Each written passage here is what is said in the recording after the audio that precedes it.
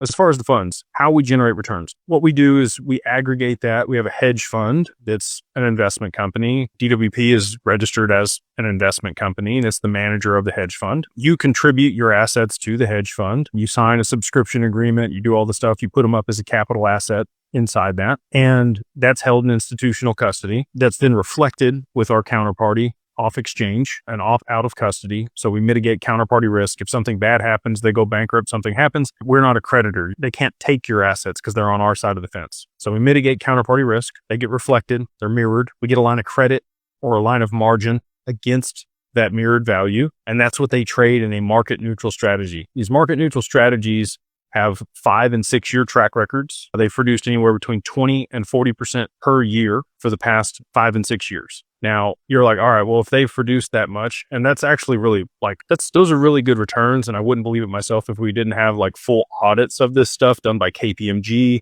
and Deloitte, like the top 4 audit firms. Okay. The tear sheets are awesome on these funds that we have. We get an 80% line of margin against the reflected XRP. And then we only ever trade 40 to 60% of that line of margin. And the reason we do that is to mitigate volatility risk. When we had the crash on 1010, no XRP got called away and nothing bad happened. It worked perfect. And if you could ever have a test of the way that we've structured this to make sure that there wasn't going to be a problem, that was it. So we lost no XRP because that's our number 1 rule. Our number 1 rule is don't lose XRP.